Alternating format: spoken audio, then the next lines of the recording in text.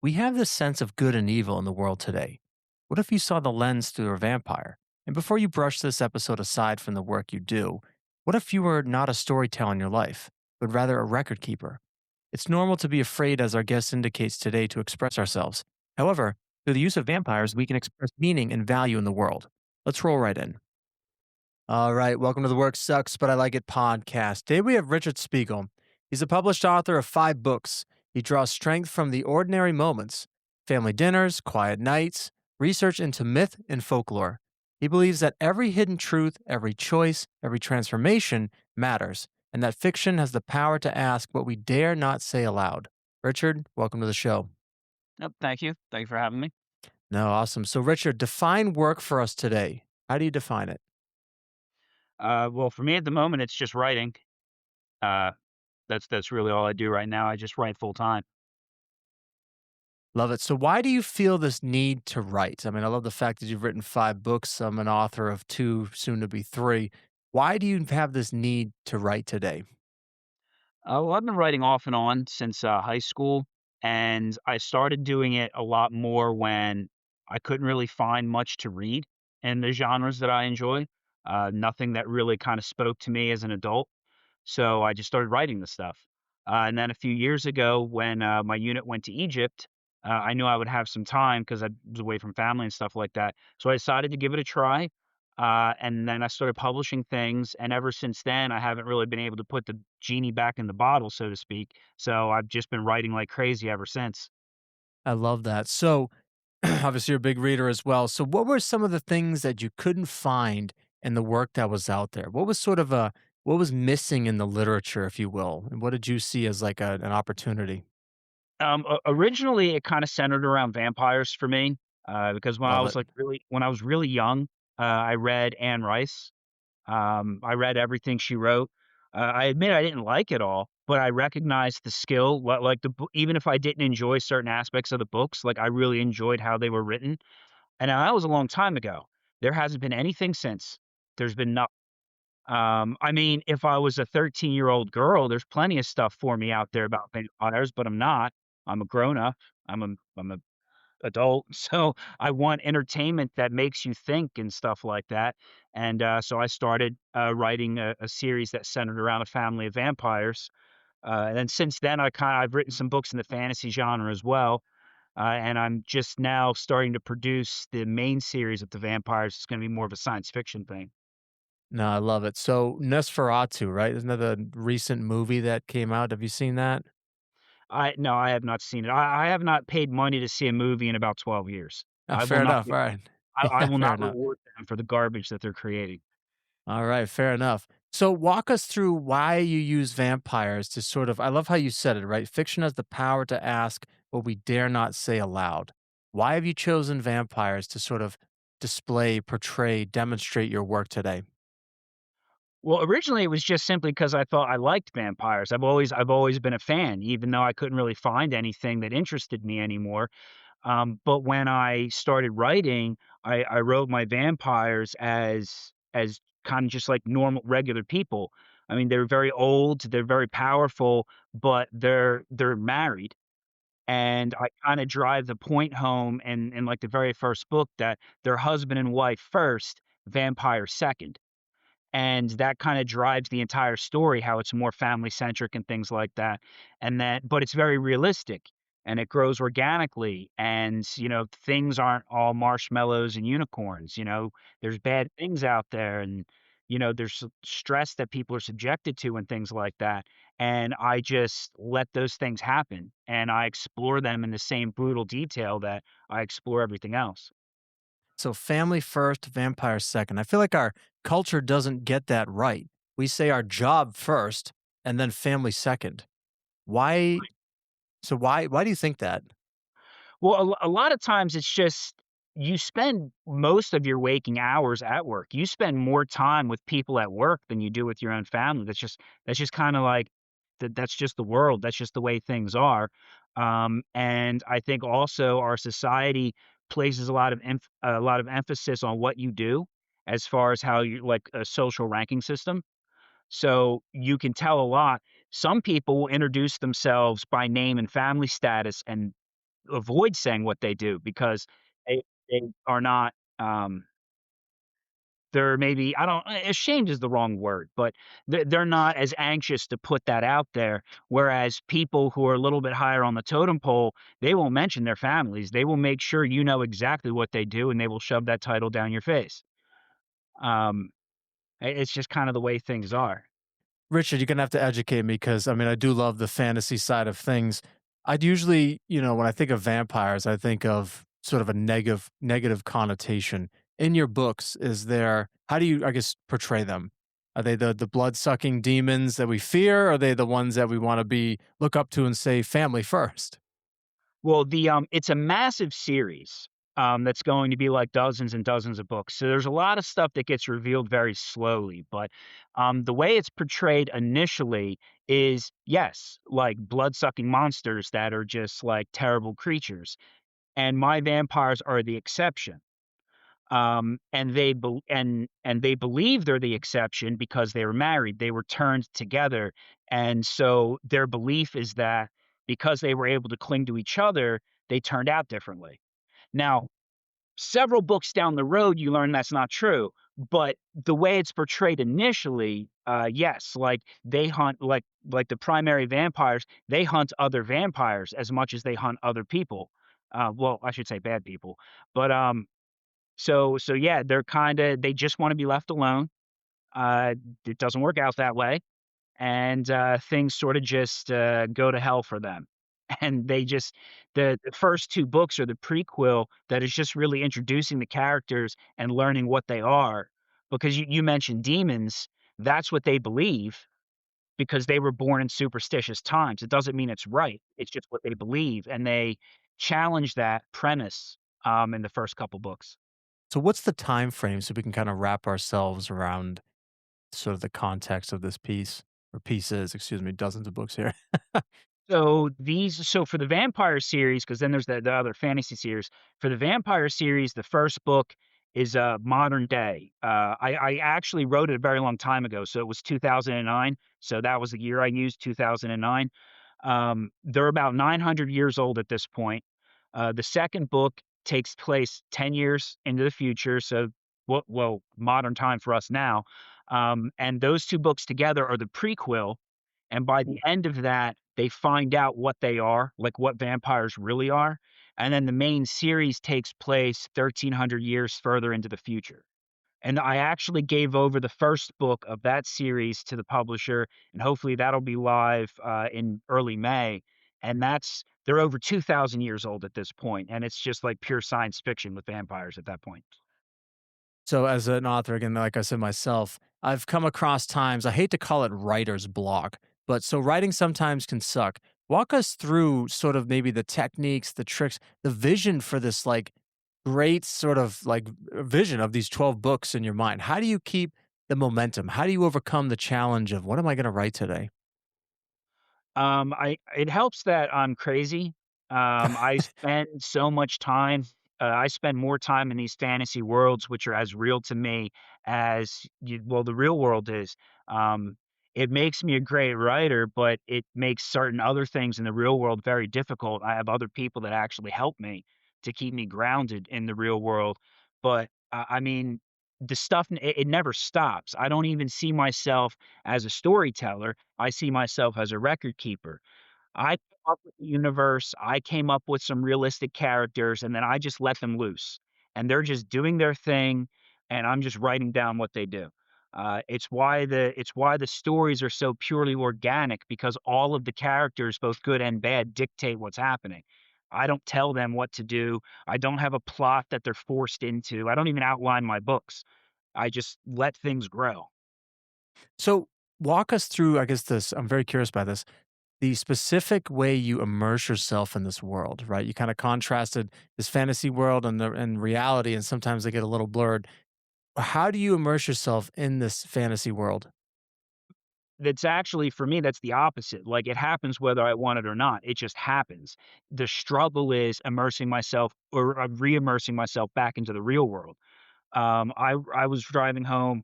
I was driving home for base one day and about 4 hours in Friday traffic. By the time I got home, I had written an entire other book. Like, the plot had was completely fleshed out, all the background information was there. I did that just in my head while I was driving. Now, I haven't written that one yet. That's gonna be, like, 6 more books down the road, but the it just happens. I can't stop it, so I just put it to work. So I guess how did that like kind of what was I guess the catalyst for allowing you to kind of be that sort of vessel, like you said, you're more of a record keeper. I love that versus a storyteller.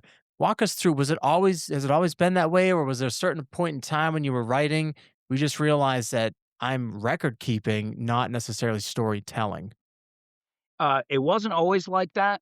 I'd like to think I've always been a pretty good writer, but when I was younger, it would be more me sitting down and thinking about what I wanted to write rather than it just sort of appearing, which is what it does now, which is good for writing career. But in all honesty, it actually tracks the progression of my mental illness.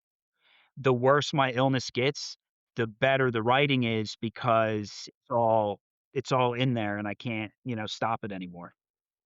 Sorry, by mental illness, what do you what are you referring to? My particular, disorders that got me separated from the military, there's a lot of, mental disorders out there that can actually result in a lot of creativity, even though there are, like, negative sides to them. You'll run into a lot of artists who are well known that will actually do, like, very open interviews and things like that, and they'll actually say that, it's like, "I'm on all these medications, but I don't take them because it interferes with my artistic career." We don't wanna lose that creativity. I mean, all most of the artists that we celebrate today over the course of the last few hundred years, and we celebrate them as being, like, the best at what they do, none of them were normal. They were all tormented by various things, and they were just able to put those things on a canvas, on a page, or on a block of marble or something like that in such a way that other people could enjoy them. It didn't stop the torment, but they were able to express it in a way that other people could see. No, I totally feel that. I think it was like one time I was reading when I finished my first book, it like takes a piece of your soul out of you. Like you said, you're tormented by what you're writing. So I guess, Richard, very curious, and I'm sure our listeners too. You spent many years in the military, right? And we can just, picture, again, very militant structure, a lot of structure around that. So I guess walk us through what you learned from the military to now writing. Um, the military experience is very helpful, especially with the series we've been talking about, the Eternal Night series, because that series takes place in the real world. I mean, there are aspects that are far into the future, but it's still the real world. So, having a lot of experience with different equipment and weapon systems and things like that, and just the way the military works, kind of allows me to write that more realistically.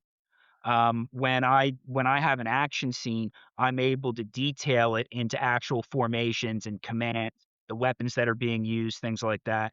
And even when you're dealing with the futuristic stuff, they're still military, like, warships and other armies and things like that. And then the same thing, I'm able to use that experience so that that part of the background information is as real as everything else. No, that's super cool. So just again for the listeners, what branches of the military did you serve? I started out, Army, with the 82nd Airborne Division when I was younger. I later on changed the Army National Guard in Pennsylvania, and, that's where I finished my 20 years, and, I was medically discharged last February. Okay. No, cool. Many years of service. Awesome. So, Richard, I'm very curious with stories, right? I've seen movies, that have happy endings, maybe not so happy endings, books that give good lessons, maybe, I don't know, make things depressing. What are your thoughts with your piece, why you're writing?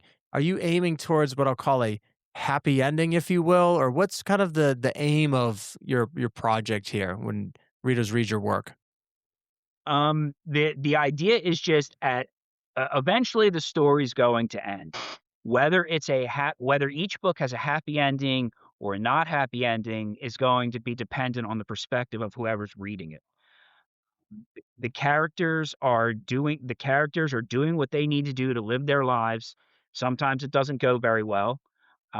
Usually they come out of it with some kind of victory, with some kind of idea, to make things better for themselves, et cetera, whatever, but they usually have a major loss coincide with that because that's realistic. You don't go through those kinds of you don't go through those kinds of stressful situations and all that fighting and things like that and come out the other side perfectly fine. You're always gonna lose something. Right, absolutely. I think that's the power of storytelling, right? We can relate to these struggles and relate to these feelings that these characters have, right? And we sort of look up to them, if you will. Richard, what are your thoughts in terms of today with people expressing themselves? And I know you're doing it through, writing and your, fantasy books. I guess I'm just like trying to think of like contrasting this with is people going online sharing their Instagram story excuse me, their Instagram stories a way of storytelling? I guess I'm trying to just like kind of get your vibe on how we express ourselves today. And do you find that sort of meaningful in the context of social media? Me personally, no, I avoid it as much. I avoid it as much as I can because if I want somebody screaming in my ear, I've got kids for that. I don't Yeah. need some random person on TikTok or Instagram screaming about some weird thing or yeah, I don't need that. But on the other hand, free expression is a valid part of our society. It's just the internet has made it so you know everybody in the world's free expression is right on my computer and I'm listening to it whether I want to or not. Uh, so I guess I'm of two minds of that. I don't want anybody to feel like they can't express themselves, but going to reward it by calling it storytelling. Yeah, fair enough. Although some are good, and those people have lots of followers, and, some people create that way, and that's good. No, fair enough. Fair enough. So some people might be afraid to express themselves. What would you encourage them to do to be able to express themselves? I would say that, it's very normal to be afraid to express yourself. You just have to find, the vehicle that works for you. Um, Mm. my writing is what I do, um, but other than my writing, I struggle to express myself, like, in the real world and stuff like that. I usually just keep to myself, and I put all that into the books. Love That's it. just it. Other people are very comfortable expressing themselves in the real world and to friends and stuff like that. You just have to find what works for you. So, Richard, when you actually write, do you do pen to paper? Do you type? Do you do speech to text? What are some ways that you write your thoughts out? Um, a long time like, I don't wanna say a long time ago, years and years ago, I tried that whole dictating thing, and the software was I mean, this was 2004. I'm sure it's a lot better now, but I haven't tried it since. I typically just type. I have some nerve damage. I'm left-handed, and I have some nerve damage that makes it more difficult for, handwriting, but I can type just fine. I usually can type out a full book in maybe 6 or 7 weeks. So, how much time are you spending writing? I'm just curious. And depending on your perspective, I could say it never stops Fair because the enough. stories never stop in my head. I'm always pushing them further and further. But as for the actual, typing on the computer, I will typically take very long breaks only because when I start, I can't stop. So, like, the rest of the world kinda, like, goes away. In a lot of ways, it's even bad for my health, but that always happens when I start writing. So, when I finish a book, I'll usually wait, like, months before I start writing the next one because you can't produce them that close together. The publisher is like, "I'm not gonna publish all 5 of these books at once. That's terrible business." So, it's like, "Oh, alright." So, I've already got a line of books waiting, so I may as well wait a while before I write the next one. Gotcha. You kind of had alluded to this next question, but I'm going to ask it. This is the Work Sucks, but I Like It podcast. What sucks about your work today, Richard? And what are you doing to make it not suck? I really love what I do now. I guess, the only part of it that sucks is as I've mentioned, the, um, vague boundary between what I'm doing in the real world and how that can get blurred a lot for me. As far as what I do to help prevent that, I'm fortunate that, I live in a multi-generational property, so it's a very large house, and my parents are here with us. So I've got multiple adults in the house that help. keep me grounded. I would be in very dire straits if I lived on my own. I probably wouldn't even be alive anymore if I was completely on my own. I love that you have your whole family there. I mean, you can hear that resonate through your book when you said family first, vampire second, right? You got your family first, writer second. No, that's amazing. Richard, it's been a pleasure having you on the show. If readers want to find out more about these books, where can they go? My website's pretty simple. It's richardspiegel.com. The publisher put together an amazing website. Every book has a video/movie trailer. There's lots of other content on it. They did an amazing job. My Instagram is at Richard Spiegel Books. That's kind of a ongoing thing because I really hate Instagram, but I'm with you. we just hired a social media manager that's gonna be hopefully doing a lot of that stuff for me because I don't get it. But it's there. It makes The two of website us. the website's the biggest deal. Awesome. Well, Richard, thanks so much for being on the show. Appreciate your time today. No, thank you very much. It was fun. Oh, sometimes when the books you read don't resonate with you, you have to write your own books. We can certainly extend this idea to work. If you don't like what you're doing, write your own story. But more importantly, don't be the storyteller, but the vessel to just keep records of your journey. I like to think of my song and dance, right? In my own first book, The Impression of a Good Life, Finding Your Song and Dance. Write your own story, write your own song and dance. Now, we learned that vampires have a lot in common with regular people today. You spend a lot of time at work than you do with your own family. What you do is a sort of social ranking system. And if you didn't necessarily resonate with vampires on today's show, Richard still indicates something critical, that we must put family first above all else. Success is not a matter of good luck, it's good skills. And today, the skill is the realization of how you place family first. When I text my brother each night of the three things I appreciate most in my day, I make sure to indicate family or friends. Write out today the three things you appreciated most and be sure to have one of them for family or friends. Didn't make the time today? That's okay. That's the skill for you to put into action tomorrow.